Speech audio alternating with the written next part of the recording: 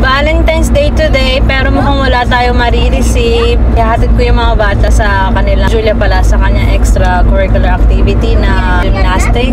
Di nila sinaselebrate dito ang Valentine's Day. Nung nadating ko dito, yung asawa ko, nilaregaluhan niya ako, ganyan-ganyan. Kasi alam niya sa Pilipinas, sinaselebrate natin yan. Big celebration, what? Where?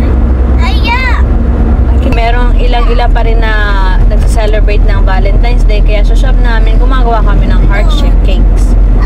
Bilang na bilang lang. Siguro mga 15 heart-shaped cakes lang. Kasi wala masyado talagang nagsa-celebrate niyan dito. Kaya hindi rin ako nag-e-expect ngayon sa asawa ko. Tsaka ngayon may anak na kami. Hindi na mahalaga sa akin yung mga bagay na yan. Ang Valentine's Day kasi dito ay April 23.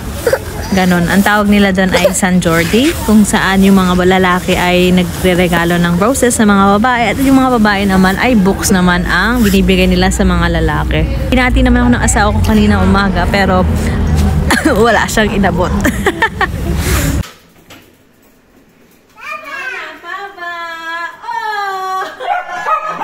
¿Quieres ¿Quieres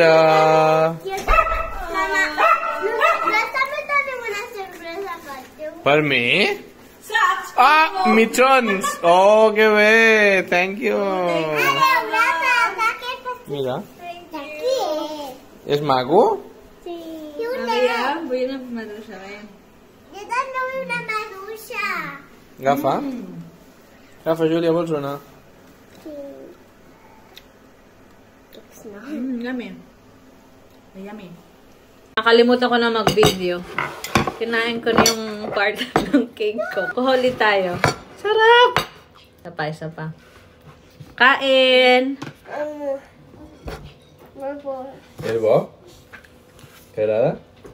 Mira, es gana, Ito na yung cake. Yan. Wala lang yung natira. Wala na. Wala na. Testy mo means? Mura. Ay, mahal. No. I love you. Mahal kita. I love you, mahal kita. Why mahal kita and expensive? It's called the same in Tagalog. No, it's mahal, babe. Mahal. Mahal. Mahal kita? Why I love you? Because love is expensive.